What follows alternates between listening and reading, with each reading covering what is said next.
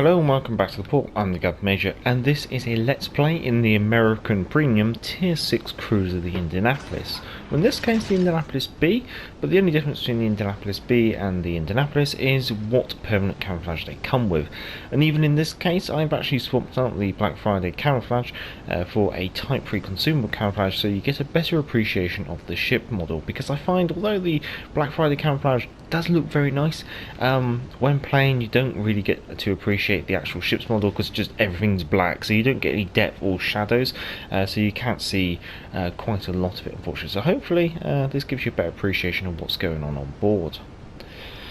Now we're doing the Let's Play as a patron requested Let's Play from the patrons pick this patch. We might do one or two of the picks just to see how we go, but starting off with the Indianapolis Let's Play. Now this is a tier 5 in 6 game of domination on Sleeping Giant. On the enemy team we have an Icarus, a Z-35, a Nuremberg, a Lagaziniere, a Brutesy, a Belfast, a Fuso, a California and a Duke of York.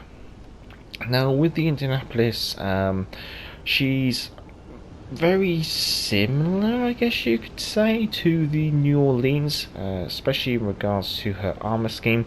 What you're looking at is being reasonably well armored against cruisers, however not that well armored against battleships.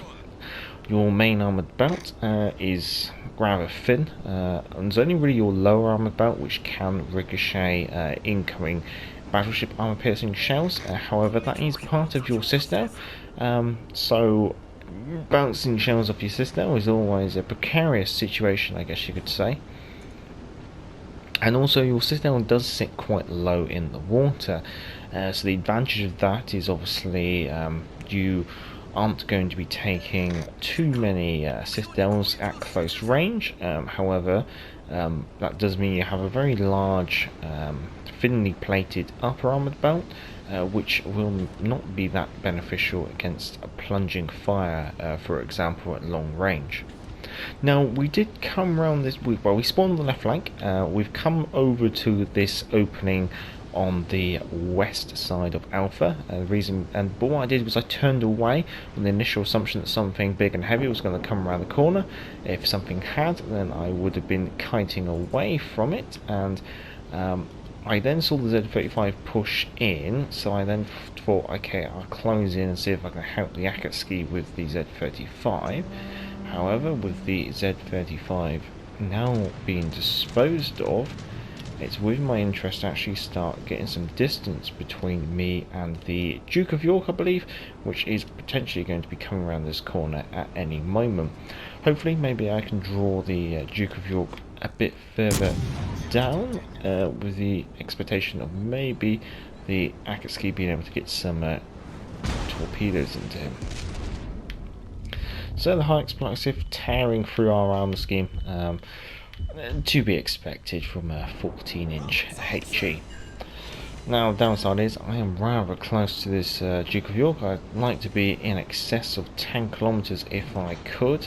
However, I've closed a little bit too much in an attempt to try and come to the assistance of the Akatsuki, which is not beneficial, I guess you could say.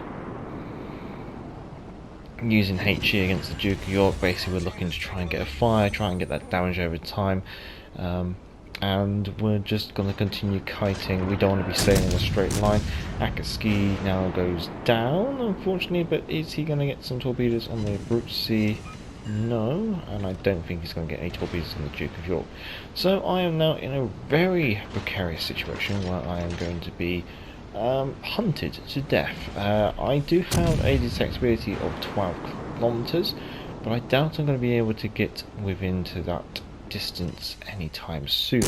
We are going to be reaching that distance soon from the Duke of York, which is still firing HE, but we are now at a range where I can actively dodge the incoming battleship shells quite effectively.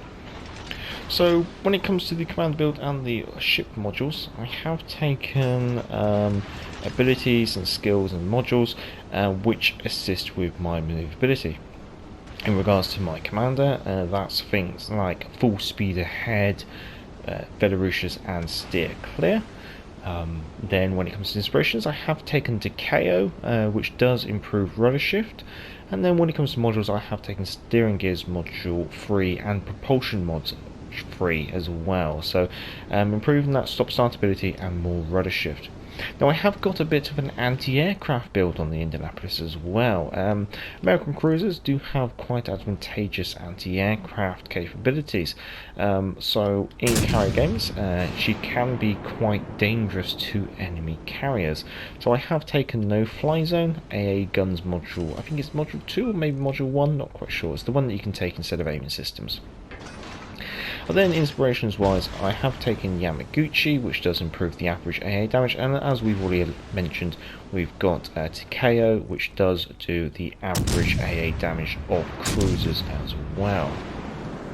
Continuing to kite away, and we are at a decent range here, so we are again just finally getting a fire on the Duke of York, and knowing my luck, he'll probably damage quite straight away, which I believe he has done.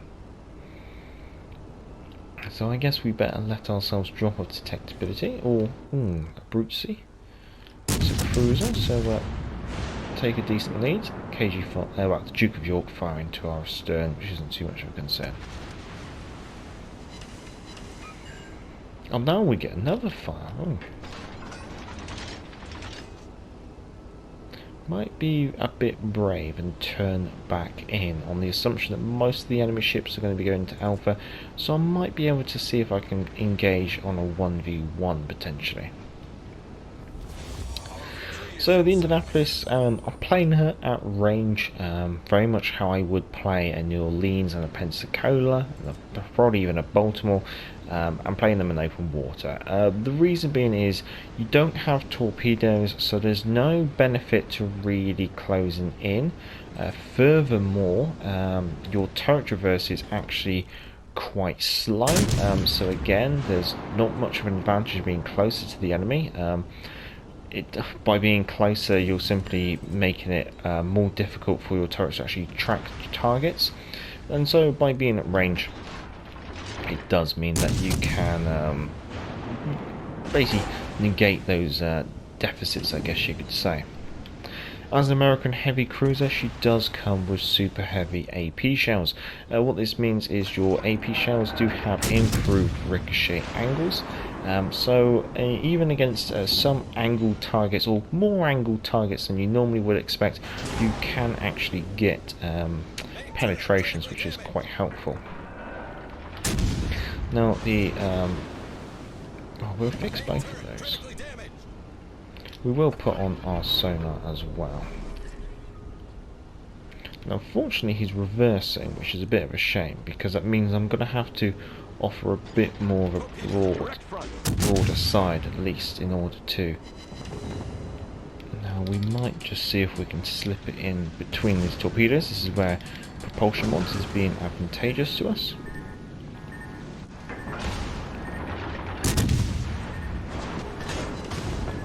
We are getting overpens, which is most amusing. Now the Nuremberg is going forwards, this is advantageous because now our turrets can actually lead sufficiently. 4 more overpens from 9 rounds.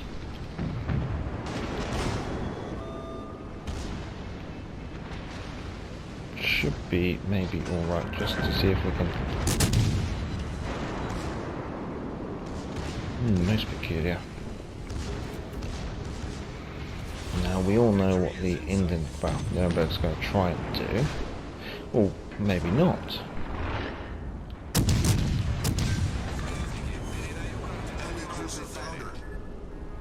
Peculiar.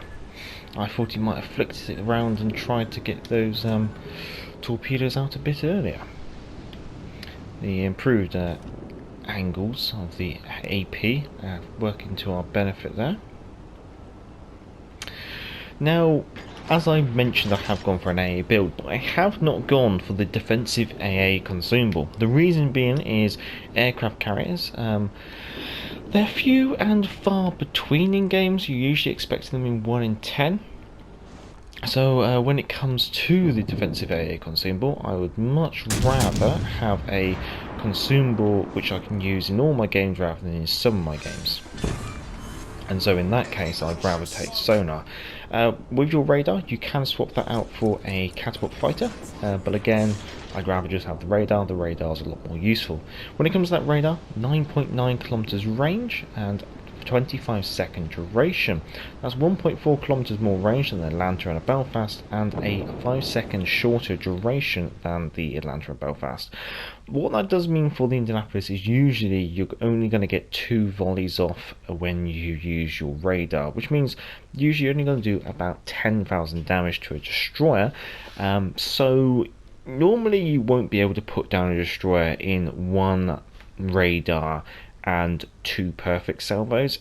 So when you're using your radar, you've almost got to think you're using it in support of your team. Don't try and use it as a solo thing.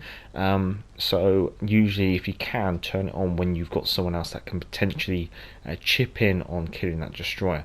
Obviously we didn't get around to using the radar that game because it did wrap up a lot quicker, and there was also only 1 destroyer on the enemy team, so it wasn't really, if he wasn't on our flank, we weren't really able to do much about him. Getting 2 kills, that being that final little bit of damage on the Duke of York and then the Nuremberg, getting only 1 sister against that Nuremberg. He got interestingly lucky. The Citadel not presenting itself at that moment, and by being broadside on, he actually managed to, well, I managed to get loads of overpens on him. Maybe I could have used a bit of HE instead. Shooting down 3 aircraft, obviously not an aircraft carrier game, so that's alright, I guess you could say. An 84 target hits, and yeah, let's see. 3rd on the team, so I can't really complain about that. It seemed to be quite a strange game. Amusingly, the T61 on our team is very close to having a Kraken, but he's way down there towards the bottom of our team, which is quite interesting. So getting 4 kills, but probably not doing a lot of damage individually to those ships potentially.